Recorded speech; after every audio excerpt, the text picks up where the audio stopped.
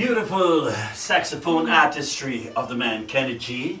One of my favorite all-time musicians. Gotta see this guy in action. When he does blow the saxophone, he can hold a note forever, because you know why? He breathes while he's playing. The lady I want to talk to is visiting our cold city, of course. Her name is Anesia. Did I get that right? Yes, Anesia. Let me get your mic here. I didn't get that right. I can't do that. All right. Yes. Are you hearing me? Yes, I'm hearing you very well. All right. And you are very interesting. The reason why I'm saying that is because you want to start up, or you have started a party in St. Vincent, opposition party in St. Vincent. That's correct. Tell me a little bit about that.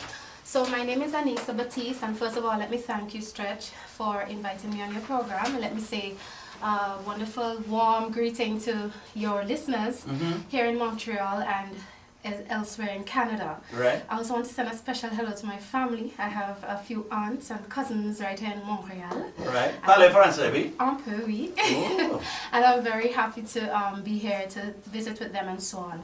My name is Anesia Baptiste, as you said. I'm married, Anesia Baptiste, near Richards and Bowman. You may know my former uncle, DJ Bo. Yeah. Oh yeah. That was your uncle? That was my father's That's brother. a good friend of mine, you know. Yes. So sorry we lost him. Oh yeah. Oh yeah. Right? And I started the Democratic Republican Party, the DRP, in St. Vincent and the Grenadines just 2 years ago. So it's in its infancy. However, we are presenting ourselves to our populace as the alternative of hope for governance in St. Vincent and the Grenadines. One question. Why would you want to get involved in that? I mean, I see from your bio you're highly qualified in every sense of the word. But why would you? That's a big task. It is a big task, but nonetheless one that must be done. I feel as a 34-year-old young lady, I've seen the way politics has been practiced in my country for the last few years, and I'm very disheartened. And I believe that if I'm to do something about it, I have to be a part of the change that I would like to see. And so I was brave enough daring enough to step out and to start something, and I'm hoping that others would buy my vision and follow with me. We need to be united again as a people. We've become very divided on partisan political lines, and it is hurting us. We've seen the exclusion of a lot of productive people simply because they don't support a governing party or they don't come out with their political persuasions publicly, and that's unfortunate because it is causing a lot of brain drain. It is causing persons to go elsewhere. Wow. You know, and this is not how it ought to be, because one of our greatest resources in St. Vincent and the Grenadines is our people. Right. Right? You know, you just reminded me of Michael Manley. I've heard this speech before in Jamaica as a young man. And he said the same thing. If we don't change our outlook, because at the time the Jamaica Labour Party was in power, and when we wanted to federate, why federate, and Jamaica is on top, and Jamaica, right? Okay. And that was his thing to say, to tell you, if we don't get ourselves together, the brain drain is going to leave our country, which it did. Yes. It did in droves when they nationalized the bauxite company in Jamaica. So I'm glad, a young 34-year-old. This is why when your Earl called me and said you wanted to be on, I said yes, because we need to have the younger generation get involved with their country, with their culture, because this is why I have young people around me all the time. Because I want them to understand that they have to take it forward. Precisely. You know, and I'm totally in admiration, is that the word for it, of you to have the strength to carry on to do that. Thank you, Stretch, and I want to acknowledge my dear husband, because he has been He's the cameraman? Yes, he's been such a tower of support to me as a young couple. You know, he has sacrificed a lot. He has been by my side continually. And I hope that we can be an example of what it can be like when even couples come together and work with each other without all of the discriminations, like against women and ideas of traditional roles, etc. Just recognizing each other's quality and contribution and supporting it. You said woman, the key word woman. Yes. How are you taken as with an older head in St. Vincent when you approach them and you said, listen, I'm running, I'm starting this party and I want to do this? How do they take you? Well, let me say there are two things. There are two perspectives. Of course, there's the reality, the fact that politics in St. Vincent and the Grenadines, as in the case of other Caribbean countries, is still predominantly a male. That's why I asked that question. Right? Yeah. And there's also the fact that I'm entering the game that has been primarily a two-party system over the years. Okay? That has been a two-party system over the years. So coming as a third party and coming into a field that has been male-dominated, it has its own challenges. But I also see them as opportunities, because it means that for many years, my people have not seen a change or a different kind of politics, and I'm hoping that I could sell my vision enough to them that they would say, okay, you know what, as they've already begun to say, maybe it's time for a woman prime minister, or maybe it's time for a third party. So there's that opportunity aspect with it as well. I must say, however, that because of my history and my experience in politics so far, people do take me seriously. I used to be a senator on the opposition bench for a year and 4 months. I served as the shadow minister for things like gender affairs, family, social development, and I contributed significantly in areas like contributing to the Prevention of Trafficking in Human Persons Act of 2011 and other areas. I made sure that issues that affected the social welfare, human and social welfare of the people were attended to. I also have had a unique way of advocating on behalf of the people by going into the communities with cameras and having them give their views on TV so that the people themselves can speak to the issues and put pressure on the government to make the necessary changes that they would like to see. And because of that, people see me as a go-getter, somebody who's hands-on, somebody who gets things done, and therefore they have taken me seriously, to answer your question from the beginning. Well, you know, I am totally happy about that. Yes. I hope the next time I come to St. Vincent, I will be able to greet you as Madam Prime Minister. I hope so too. Tara? You have a question? You want to go right ahead? Yes. Hi, it's good to see you here in Montreal, and Thank you. I encourage women like you to step out and get into politics. I read yesterday about St. Vincent and the Grenadines, and I'm appalled because St. Vincent and the Grenadines is known as the fourth worst country when it comes to violence against women, battered women at home. How would you approach that, and what step do you have in your plans to make the situation better at home? Very good question, and I am aware of the report. Yes. As a matter of fact, the students from the University of Quebec contacted me when they were coming to St. Vincent to do some of their research, and I knew what they were working on.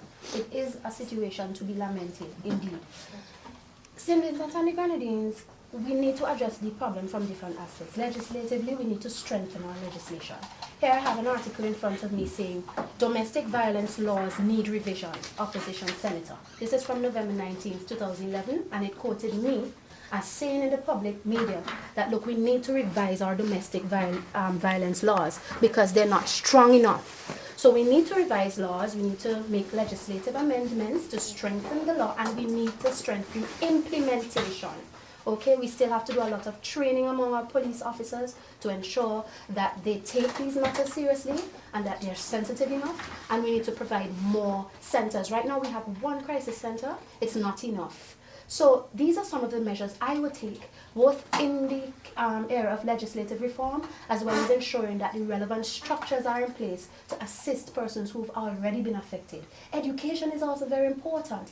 So sensitization through the media on a consistent basis is going to help women and other persons who may be abused, because it's not just women, yes, although we are in the majority, but it's going to help the persons who are affected to know their rights, to know what steps to take if they're affected, and also how to sort of see beforehand certain signs that may tell them that's dangerous, don't go there. Okay. So these are some of the steps: legislative reform, structures in place, and consistent education to strengthen the people that I would take. I'm glad you're quite aware and well educated on the matter, so I applaud you. Thank you much. You know, really, I'm listening and watching you express yourself, and you could be my leader. I have no, I mean, I'm a Jamaican, but Vincentians, those of you who are listening out there, you have a new leader here with new thoughts, fresh off the block, and you need to move forward, and they need to grasp you. They're fooling themselves because, you see, I can use myself as an example. When you have a cushy job, you become very lackadaisical. You don't care anymore, and a lot of political leaders in the Caribbean, including my own country, are like that now. They get to travel, they get to do this, they get to have the big functions and the food and all that. They have no interest anymore. How would you approach that, though, if you became the premier of St. Vincent and the Grenadines? I love your question. I've thought about it. I realize after a while people get complacent. They forget that the power they hold they borrowed it from the people. Mm-hmm. The power is in the people's hands. Of course. They lend it to us when they vote for us. Yeah, And therefore, it is their power. We have a watch phrase in my party. It's the acronym PPP. It stands for People's Participatory Power. Mm. And I really believe that all we are as representatives of the people, we're just some of the people elected by a majority of the people to serve all of the people. Did you hear what I said? To serve all of the people.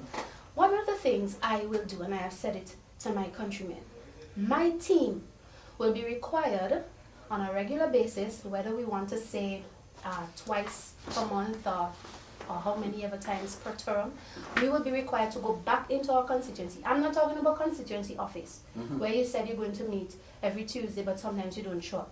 You're going to go into your constituencies, and you're going to have to do some sort of menial task, whether it is cleaning a drain, whether it is serving on some field in terms of agriculture. You have to do it, and you have to do it because it will be recorded. Because I want every now and then to send us back where we came from, where we went and we sat down on the ground and we begged for votes. While we are in office now, in our big chairs in our office, it's not just to fly on jets and so on. Let us go back into the constituency every now and then. As a requirement, as a leader, you must go and you must do a menial task among the people. Dirty your hands, let them see you. And it will be recorded as a part of your performance and your performance appraisal while in office. These kind of things will help to bring them back to basics and keep them humble, which is necessary for continually serving the people. I have a premier in the Caribbean, the Eastern Caribbean, that I totally admire, and you are reminding me of this man, Mr. Keith Michel from Grenada. All right then. You know why? Because he has a vision, and you have that vision that in case you do get in and you follow what you're telling me, they'll have trouble getting you out there for the lifetime. So, I just want to thank you. I wish you were here earlier on. I wish we got your bio earlier on, because my co-host, I'm sure she would have had some daring questions for you. Okay. I have one, actually. One? One. I really did appreciate everything you said, but I'm a bit hooked up on terminology. I'm not so sure. I really like the word when you said menial task. Because your vision I really appreciate, but considering there's some people that do take that as that's their way of living, and I see it as maybe it will be looked down on, and it's still some of the populace out there that's how they get their bread every day. And I appreciate that, and the expression wasn't meant to offend people among us, our countrymen, who do those tasks, but it was meant to put the idea in the minds of the representative that what they may consider menial tasks, no, not because you're a representative, no, mean you mustn't go back to doing it. So I want them to always remember this is where you came from. Exactly. So even while you're in office, you'll be required to go back and do that from time to time. So it wasn't meant at all to offend, and I appreciate what you're saying. Thank you. And I wish you all the best. Thank you very much, and thank you so much, Sketch, for the opportunity. I really appreciate it. Well, when are you leaving? I leave on Tuesday night. It's a pity. If you were here for another week, I'd really love to have you. We could chat for 15, 20 minutes. Well, if things change, I'll take you up on that. Oh, you're welcome, and then you'll be getting the questions from No problem. my right hand here. All right then. Thank you so much again. God Yes, bless you all. God bless you all too, and safe journey. Thank you. Thank you. All right. All right. Coming up, Tara, with the news on CKUT 90.3 FM.